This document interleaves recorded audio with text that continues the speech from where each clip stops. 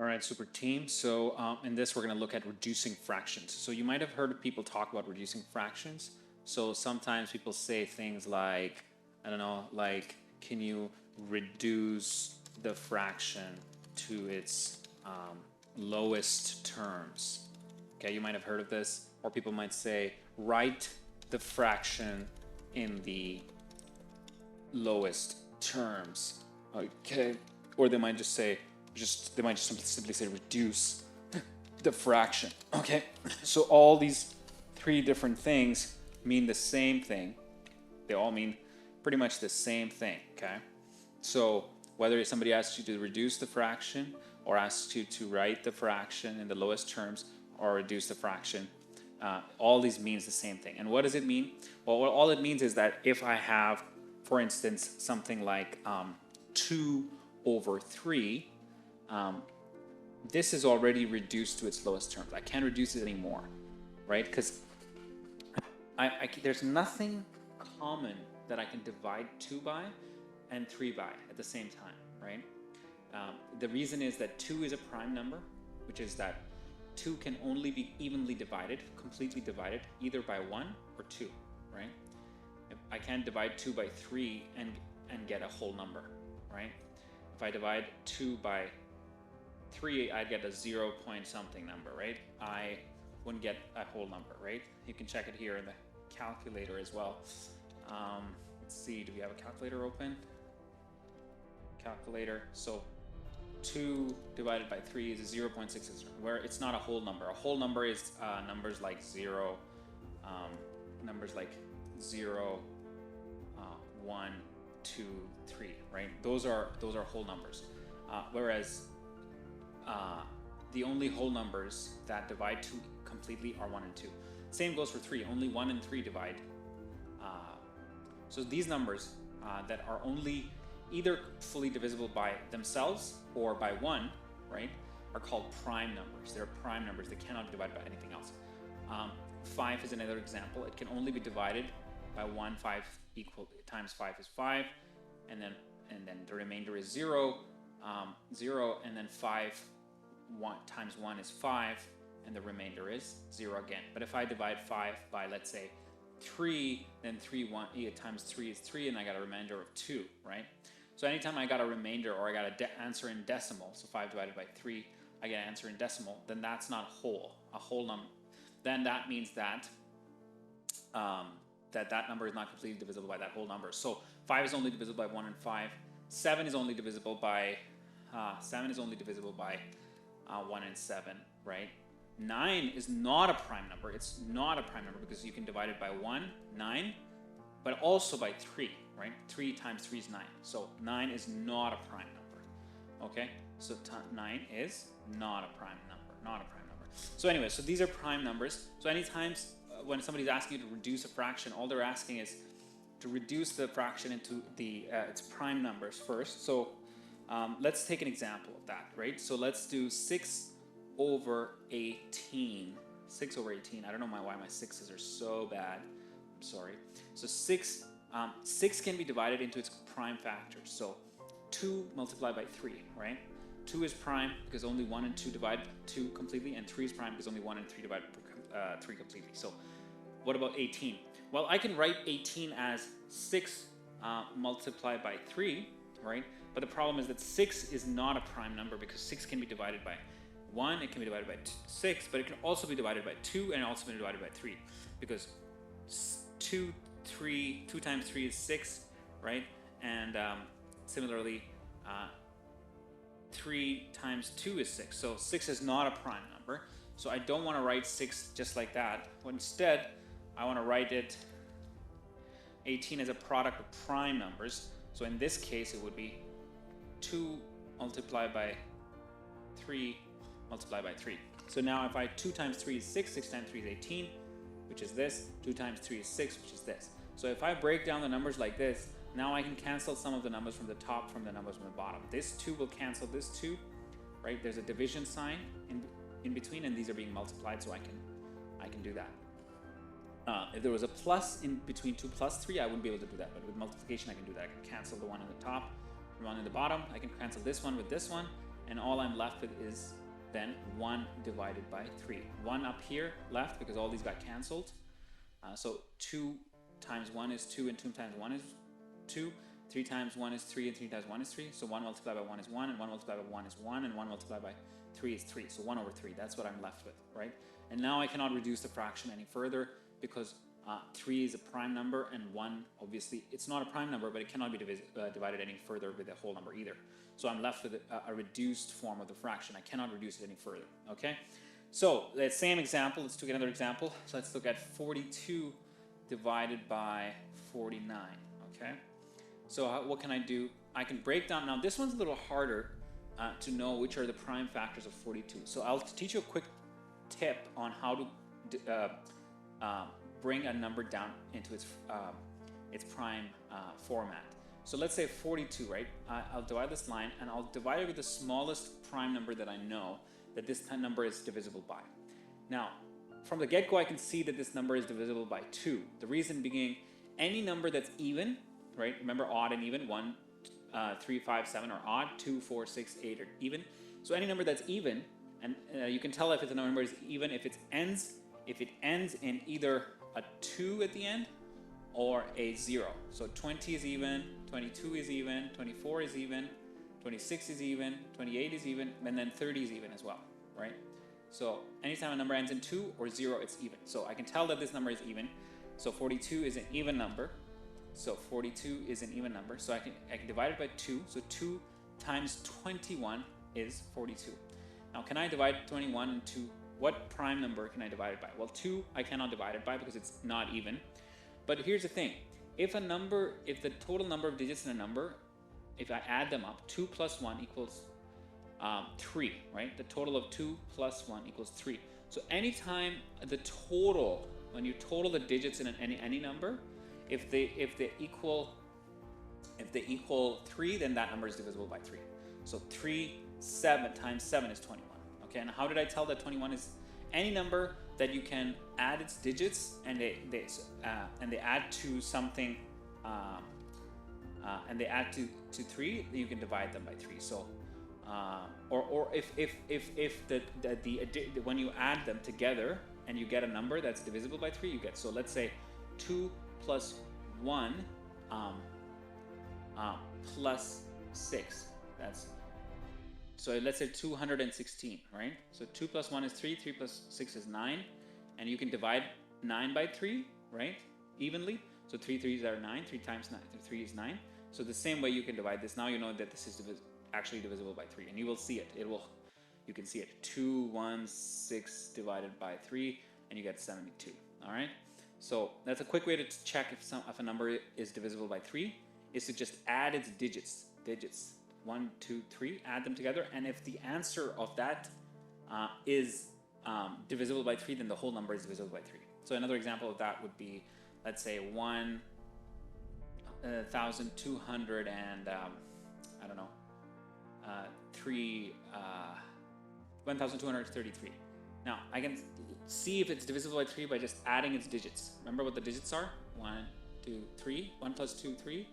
Plus 3, 6. Plus 3, 9, right? Is 9 divisible by 3? Yes, it is. So that means this whole thing is divisible by 3. So we can check it. 1, 2, 3, 3 divided by 3, and boom, 411. So it's divisible by. So anytime. So anyway, that's how I know that 21 is divisible by 3. Okay, and with time, obviously, you can just tell by looking at most of these numbers if they're divisible by 3. But this is a technique that you could use. Okay, very good. So now let's keep going back to our prime factorization. So sorry about that. Okay, good. So 7 is not divisible by 2, it's not divisible by 3, it's not divisible by 4, not by 5, not by 6, and it's only divisible by 7. 7 is a prime number itself. It only divides fully either by 1 or 7, so 7 times 1 is 7. So now these are the prime factors of 42. 2 times 3 times 7. So I can write it like this. 2 times 3 times 7. Why? Because 2 times 3 is 6, and 6 times 7 is 42. So you can check it on the calculator as well. 2 times 3 times 2 times 3 times 7. 42, right? So there you go. So that's how we do it. So now we'll do the same for this 49. We'll divide it the same way. And so let's do this. 49. So 49. So first of all, we'll see if 49 is divisible by 3. We can see that by adding the numbers. So 4 plus 9 is 13. Now 13 is obviously not fully divisible by 3. You can see 13 divided by 3 is 4.33. So that's not completely divided by 3. So what about 5? Well, 49 divided by 5 doesn't really work either, because the only numbers that are divisible by 5 are either the ones that end in a 5, or end in a 0. Okay, so if a number ends in a 5 or a 0, it's divisible by 5. Otherwise, it's not. So 50 is, 55 is, 60 is. All of these are completely divisible by 5. But any numbers other than that, other than the ones that end in a 5 or a 0, are not divisible by 5. So 49 is not divisible by 5. What about 6? Well, not really, because 49, 7, 6, 5, 36, 8 times 6 is 48, which is not a completely 49. So we can see that's not either. 6 times 8 is 48, and so that's not. What about 7? Well, actually 7 is, because 7 times 7 is 49, right? So 7, and 7 is a prime number. So 7 times 7, and then 7 times 1 is 7. So the prime numbers for 49 are, prime factorization of 49 is 7 times 7. Now, what I can see is I can just cancel out this part with this part, right? And I'm left with this, this, and this. So 7 times 1 is 7, 7 times 1 is 7, so this left 1, so 2 times 3 times 1, and 1 times 7. So 2 times 3 times 1 is 6, 2 times 3 is 6, 6 times 1 is 6, right? And 7 times 1 is 7, so 6 over 7, that's what I'm left with, right? That is what I am left with. So that's how you do reduce fractions. This is one way to reduce fractions. Just write down a fraction, and then write down its prime factorization, and then just cancel out the parts that you can cancel out, okay? Sorry. All right, good. So there we go.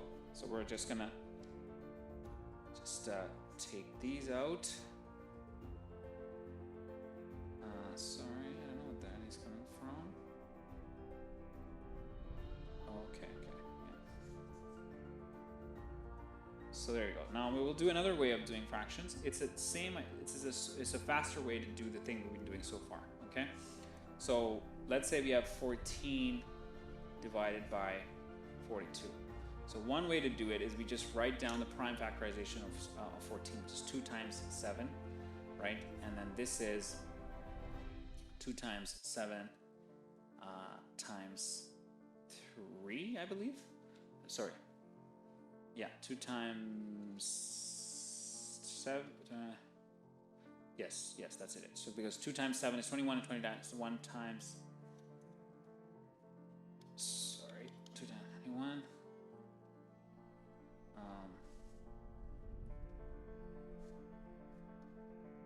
Yeah. Right. 2 times 3 is 6, and 6 times 7 is 42. 2 times 7, and 7 times 2, or 2 times 7 is 14. So that's the prime factorization. We cannot further factorize 7 into anything, because 7 only is multiplied by either 1 or with 7. So we can't do that. So yeah, there you go. So now I can just cancel out 7 with 7, and 7 ones are 7 times 1, 7 times 1. So I'm left with 2, and I'm left with 3 times 2, 6, right?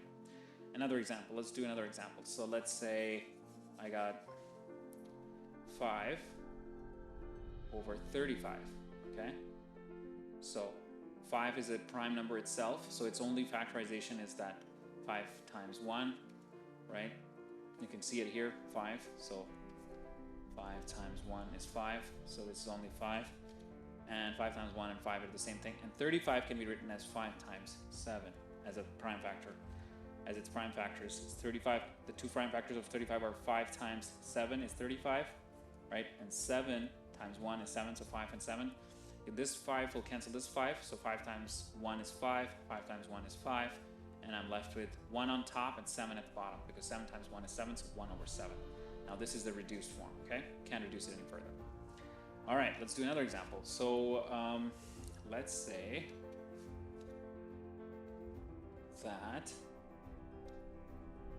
let's take this off real quickly.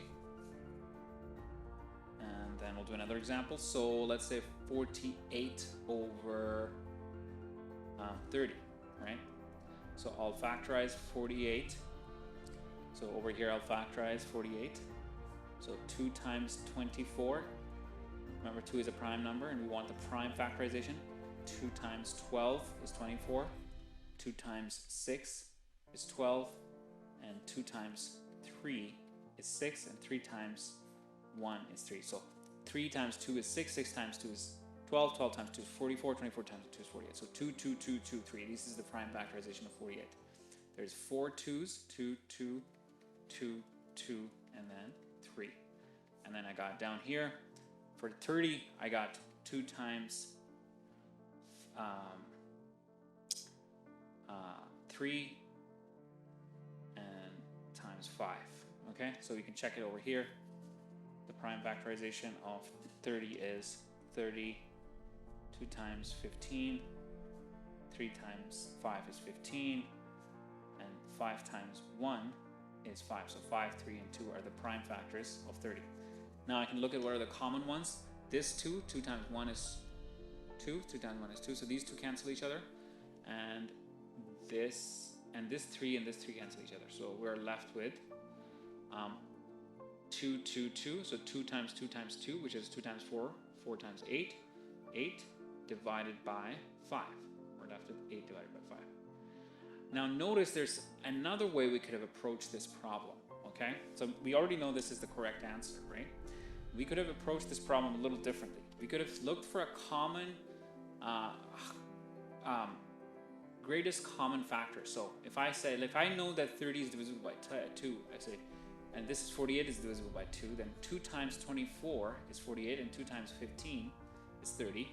Now what's common factor between 24 and 35? The biggest one is 3. So 3 times 5 is 15, and 3 times 8 is 24. So again, I'm left with 8 and 5, which is exactly what the answer is, right? So, as you can see, the answer is right here. So 8 over, this is the same 8 over here, and 5 over there. So that's another way we can do it. If you don't want to write out all the prime factors, you can just look for the biggest common factor that a number has, and then just do it that way. Okay, so just for practice, we'll do some more. So 22 over 121. So 22 is 2 times 11 is 22, and 11 times 1. Okay, so that's 2 times 11 is the prime factorization. Remember, 11 is prime because 11 is only completely divisible by 1 and 11. So it is a prime number, and so we want the prime factorization. We want to split our number into its constituent prime numbers. Okay. What about 121? So 121 is divisible by 3? No, it's not. Why not? Because 1 plus 2 is 3, 3 plus 1 is 4, and 4 is not divisible by 3, so 1 to 1 is not divisible by 3. So what about 4? No. 5? No. 6? No. 6? No. 7? No. 8? No. 9? No. 10? No. 11? Yes. So 11 times 11 is 121, and then 11 times 1 is 11. So 121 can be divided by 11. So, sorry, not 11. Yeah, no, 11 times 11. So those are the two prime numbers that 121 is made up of, right? So 11 times 11 is 121. So then we can cancel this 11 times 1 and 11 times 1. These two can be canceled out, right? Because all that's happening is 11 is being divided by 11, right? 11 divided by 11 is 1 with a remainder of 0. So we are left with 2 on top and 11 at the bottom. So 2 over 11. So 22 over 121, right? And you can see that this and this are equal because if you took a calculator and divided 22 divided by 11, and that's 2. 22 divided by 121 is 0.818181, right? And 2 divided by 11 is also 0.1818, so they're equal, right? Both are equal to 0.18,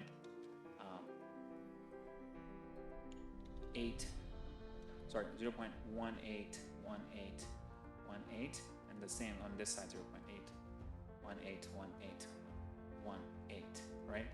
On and on and on. So the 2 over 11, and that says that we have done this correctly. We have factorized, or we have reduced the fraction to its lowest terms, or we have written the fraction in the lowest terms correctly. We've done that correctly. Okay, good. So then let's look at one more example before we go. So let's do 150 over 130. And you will see that right now this might seem trivial. You might think, why can't we just do it over the calculator? But once we start doing algebra, this is a really important skill to have, reducing fractions. So 150 over 130. So what are the prime factors of 150? That's one way we can do this, right? 150, its prime factors are basically 5 3s are 15. Actually, this is, you can start with 3 because 1 plus 5 is 6, 6 plus 0 is 6. So you can see that this number is divisible by 3 because 1 plus 5 plus 0 equals to 6. And 6 is divisible by 3. So 150 is also divisible by 3. So 3 times 50 is 150. And then 5 times 10 is 50. And then 2 times 5 is 10. And then 5 times 1. And these are the prime factors of 150. Basically 3 times 5 times 2 times 5, right? So we could have started with 2 as well, because 150 is divisible by 2 as well, because you can see that it's an even number. Any even number is divisible by 2. You could have started with 5 as well. Actually, the best practice is to always start with the smallest prime number, so it would have been better if I did this starting with 2. So if I would get the same answer at the end of the day, but it's just a good standard practice. So 2 times 75 is 150, and 3 times 25 is 75, and 5 times 5, and 5 times 1, right? So you'd still get 2 times 3 times 5 times 5, which is the same thing we got here, just in a different order. And remember, with multiplication, it doesn't matter. Like 3 times 5 times 2 times 5, or if it's written as 2 times 3 times 5 times 5, or if it's written as 5 times 5 times 2 times 3, all those are equal. All those are equal in multiplication, okay? In division, that's not the case. You can't write 3 divided by 5 divided by 2 divided by 5. This is not equal to 5 divided by 3 divided by 2 divided by 5, okay? You can test this yourself. Division, it's not equal, okay? But multiplication, it doesn't matter. You can switch on the order. You can switch out the order, it wouldn't really matter, okay? So this is 150. Let's do, what about 130? So the prime factors of 130 are not 65, it's not a prime number, 2 multiply, so we can do it here, 130, so can we 2, so 65, and then 3 times, not 3, 65 is not divisible by 3 because 5 plus 6 is 11, and 11 is not divisible by 3, so it's actually not 3, it's 5, so 5 times 65, 5 times 13 is 65, and then 13 itself is a prime number, so 13 times 1 is 13. Okay, so 2 times 5 times 13. And so what you have here is this 2 and this 2 can cancel out, and this 5 and this cancel out, and you're left with 3 times 5 divided by 15, divided by 13, so 3 times 5 is 15, and 1 times 1 times 13 is 13, so 15 over 13. That's what we're left with. You could see that we could have just canceled this 0 with this 0, and we would have just been left with 15 over 13. So that's another way we could have done this, right? We could have just said that the common factor here is 10, so 150 divided by 10 is 15, and 130 divided by 10 is 13. So that's another way we could have done it. Okay, so that's good, I think, for now.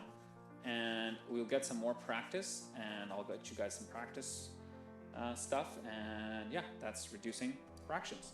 So I think that's good for now. All right, thank you for watching.